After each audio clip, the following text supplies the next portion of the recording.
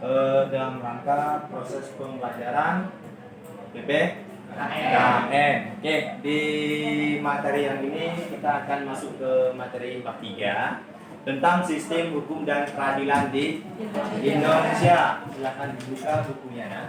Ya. Oke. Sebelum kita memulai proses pembelajaran ini, kepada ketua kelas untuk memimpin teman-temannya berdoa. Pada ketua kelas, silakan. Baiklah, sebelum kita belajar, mari kita berdoa menurut agama dan kepercayaan kita masing-masing. Berdoa dimulai.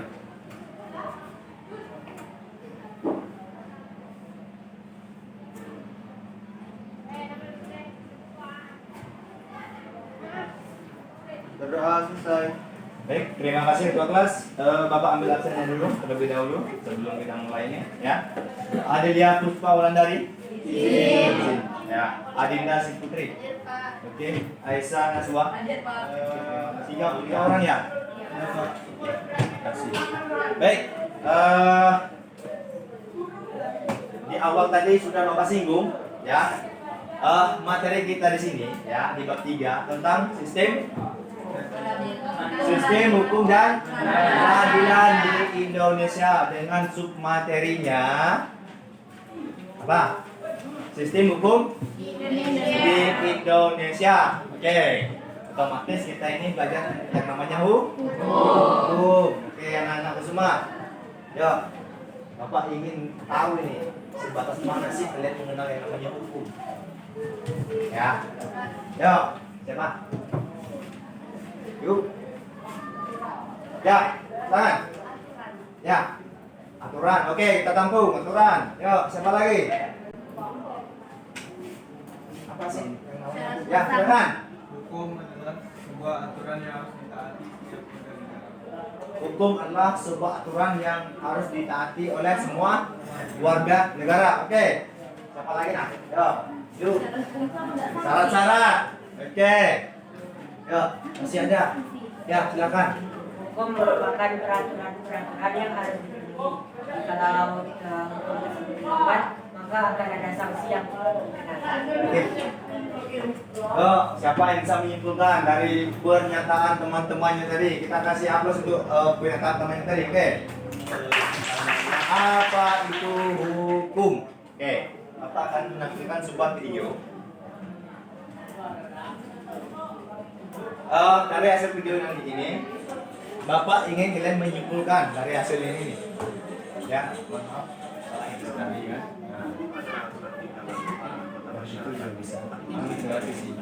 Pada saat tertentu diindahkan oleh suatu masyarakat sebagai jaminan dari kepentingan bersama dan jika dilarang menimbulkan reaksi bersama terhadap orang yang melakukan pelanggaran.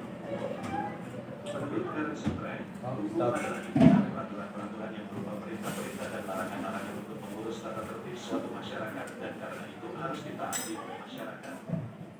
Menurut M.M. Myers, hukum adalah semua aturan yang mengandung pertimbangan hukum berdasarkan cara mempertahankannya, yaitu 1. Hukum material merupakan jenis hukum yang dimana mengatur hubungan antara anggota masyarakat yang berlaku secara umum mengenai hal-hal yang dilarang serta hal-hal yang diperbolehkan untuk dilakukan.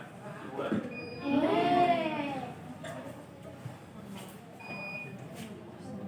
Ya, kita lanjut aja ya. Tanggung ini.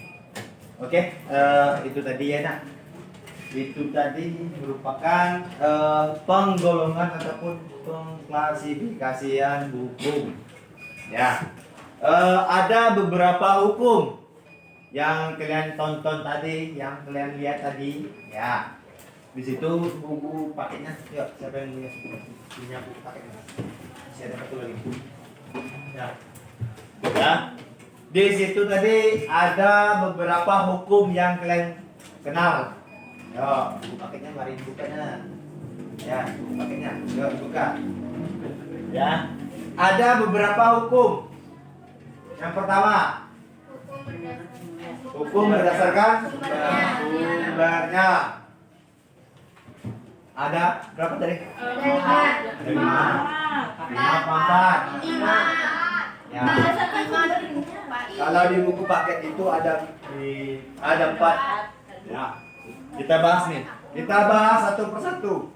Yang pertama, hukum undang-undang. Apa itu hukum undang-undang? Nah?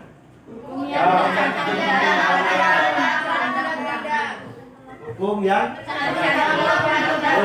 yang tercantum di dalam peraturan perundang-undangan. Ya, kalau undang-undang dasar itu gimana? Soalnya nih. Undang-Undang Dasar Nomor 45. Apa itu?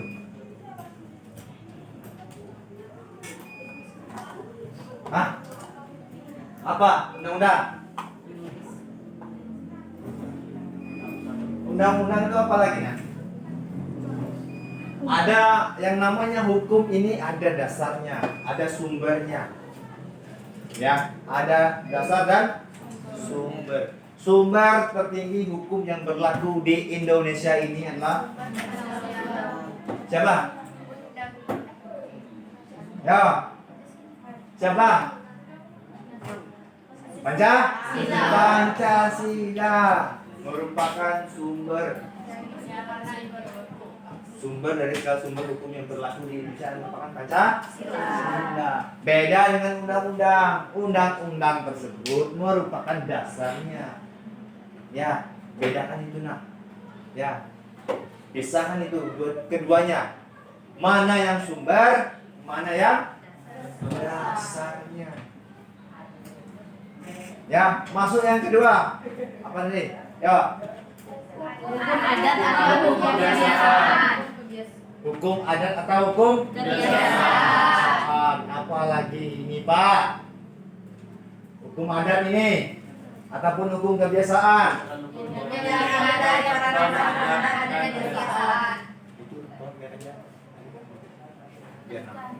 Ya, oke. Hukum adat ataupun hukum kebiasaan juga bisa disebut dengan hukum tidak tertulis.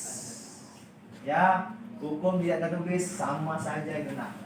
Hukum ini ya, hukum ini terbentuk dikarenakan adanya suatu kebiasaan masyarakat. Contohnya apa? Iya memang. Ya, betul ya. Ya. Contohnya ya ada istiadat kebiasaan.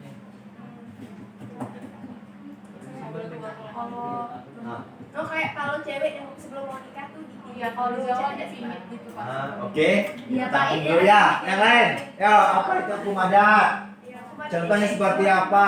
Sering betul itu terjadi di lingkungan sekitar kita. Apa? Yo. Ini kan udah berapa tahun ini umurnya? Hampir kan? Keren. Hampir remaja ya? Ya, kan anak-anak ya? Bukan anak-anak yang udah remaja kan? Remaja ke dewasa. Nah gini. Ya, di dalam otomatis di masyarakat kita sering berjumpa ketemu yang namanya aturan pernikahan. Secara tidak langsung aturan-aturan ini dijalankan oleh masyarakat dari poin A sampai Z, dari 1 sampai 10 terstruktur dia. Tetapi hukum ini tidak tertulis, merupakan kebiasaan yang dilakukan oleh masyarakat itu secara berulang. Itu yang dinamakan hukum adat.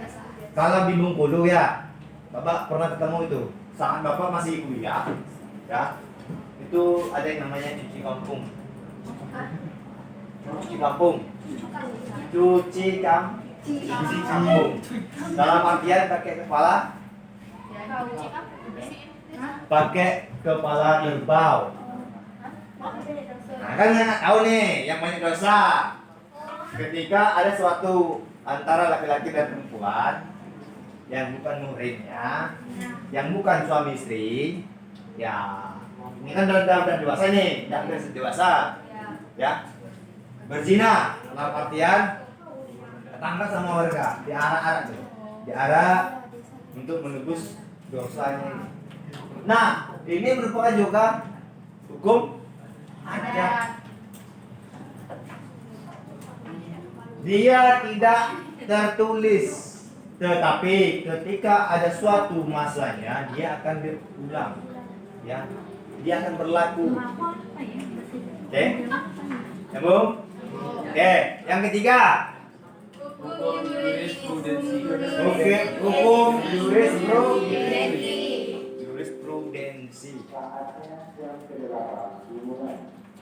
Oke, hukum jurisprudensi. Apa lagi nih, Pak?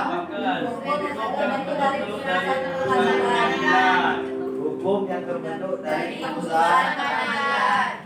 Kalau bahasa Bapak masih kuliah itu profesor hukumnya Bapak ini belajar juga nih yang namanya tentang hukum itu. Sedikit banyaknya. Hukum jurisprudensi itu adalah hukum yang terbentuk karena keputusan hakim. Ya, hakim terdahulu. Apa kali lagi? Oh, berarti hukum ini. Ketika si hakim kepadu, disitulah yang namanya hukum itu terbentuk, terjadi berdasarkan putusan si hakim tadi. Nah, yang banyak dosanya di dunia ini siapa? Manusia. Manusia. Pekerjaannya apa? Hah? Ya hakim nggak kira-kira? Ya. Salah vonis. Yang dosa siapa? Siapa nggak? Menjolimi orang lain. Nah, itu tidur lagi enaknya tidur. Oke, spontan nih Pak, tidur nih. Oke. Yang berikutnya. Apa lagi? Hukum traktat. Apa ini? Hukum yang terbentuk dikarenakan ada perjanjian internasional dua negara atau lebih. Misalnya ini, datanglah negara Australia ke Indonesia mengajak kerjasama di bidang pertanian, mengajak kerjasama di bidang militer. Kerjasama ini, kedua kerjasama yang dilakukan oleh negara tersebut harus ada aturan yang mengikat kedua negara tadi. Ya, harus ada aturannya, harus ada hukumnya yang mengikat kedua negara tersebut. Terkecuali wilayah regionalnya sudah besar, seperti ASEAN, seperti KTT, seperti KA, Konferensi Asia Afrika, seperti PBB dan sebagainya. Ada hukum yang mengikat negara-negara tersebut. Ya, oke, nyambung. Oke, kita masuk yang ke berikutnya. Yuk, hukum berdasarkan hukum menurut bentuknya. Yang pertama, hukum tertulis. Tadi kan udah Bapak singgung di awal. Yang tidak tertulisnya. Sekarang kita bahas bentuknya itu ada dua, tertulis dan tidak tertulis. Yang tertulis itu seperti undang-undang. Nah, yang tidak tertulis itu seperti hukum adat atau hukum kebiasaan. Oke, yang ketiga, menurut tempat berlakunya ada hukum nasional. Apa itu hukum nasional, Pak? Hukum yang berlaku di Hukum yang berlaku di suatu negara. Hukum internasional lagi, ya. hukum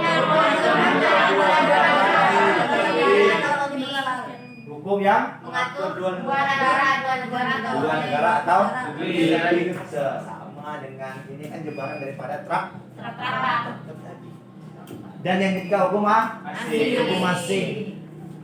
yang berlaku Hukum yang berlaku di negara lain. Ini seperti apa contohnya?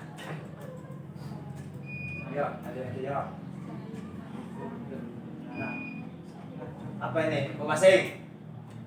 Ini negara kita, NKRI. Tetapi ada hukum asing yang berlaku di negara kita. Nah, kan bingung. Ataupun hukum yang berlaku, hukum perbatasan, oke, ya, yang lain.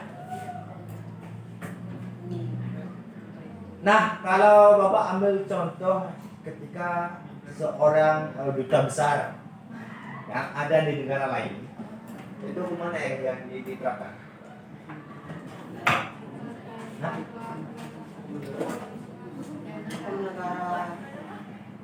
ya, kemana yang diterapkan kira-kira? Ketika ada suatu warga negara Indonesia yang ada di negara lain, ini anggaplah ini ada dua warga negara Indonesia, ada dua WNI berantamnya di Malaysia. Kemana itu? Kemana yang diterapkan? Ke Malaysia. Iya. Iya. Ke Malaysia. Oke. Hah? Itu menanggung sebab itu merupakan wilayah negara Malaysia. Malaysia yang berlaku di situ. Tidak ada yang banyak. Oh, mentang-mentang kita warga negara Indonesia, sama-sama warga negara Indonesia. Tempatnya tadi, kejadiannya tadi, TKP-nya tadi di negara lain, ya, tetap di negara tersebut. Ya, tidak berlaku lagi hukum negara kita di situ. Ya, bisa kan dipahami? Oke, selanjutnya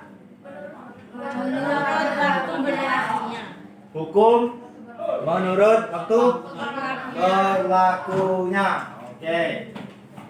Yang pertama, Ius constitutum. ius constitutum. Ius constitutum ya. Hukum yang berlaku seperti apa? Seperti hak asasi manusia. Ya. Ya apa tidak? Ya, jangan goyah nak kalau sana itu ya. Pertahankan. Ya. Hukum positif, hukum yang berlaku sekarang. Contohnya apa? Ya peraturan perundang-undangan. Ya. Sedangkan ius constituendum, ya, ius constituendum ataupun hukum negatif. Hukum ini rencananya baru merencanakan. Oh, saya nanti Pak habis tamat sekolah mau jadi tukang. Sudah berencana. Sama dengan hukum ini tadi. Ya, baru direncanakan seperti rancangan undang-undang, baru merancang sekedar rancangan saja. Ketika rancangan tersebut disahkan, baru dijalankan ataupun diterapkan menjadi hukum positif. Ya, oke. Bapak ingin kalian menggolongkan macam-macam hukum itu seperti apa? Ya, Bapak berharap kalian bisa. Oke, terima kasih. Untuk proses pembelajaran kita siang ini kita cukupkan di sini. Ya, sampai di sini. Bapak ingin kalian salah satu perwakilan menyimpulkan materi yang kita pelajari hari ini. Yuk, salah satunya silakan. Gumay. Ya, silakan. Ya, Rahman Nadi. Silakan menyimpulkan materi kita hari ini. Ya. Nah,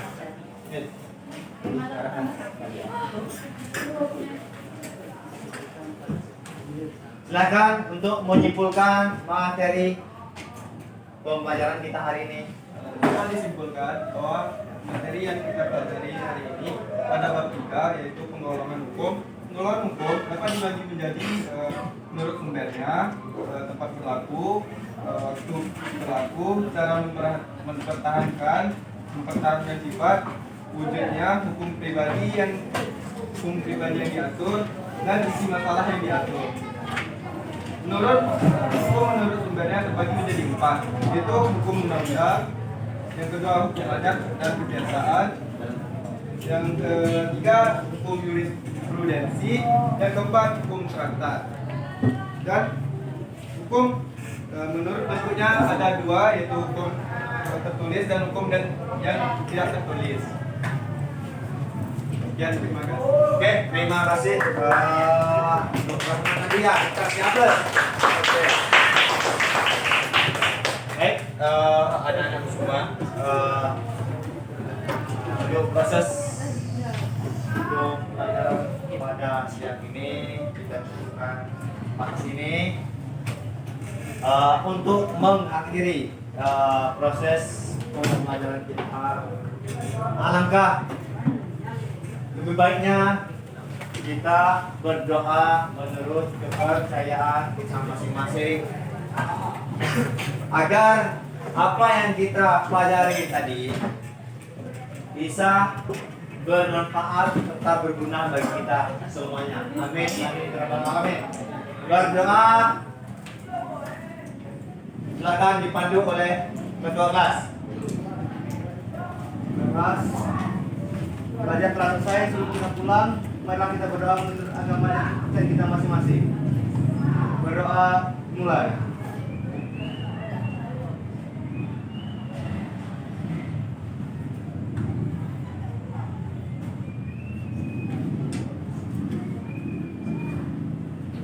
Berdoa selesai. Oke. Terima kasih. Ya. Halo. Ini matikan.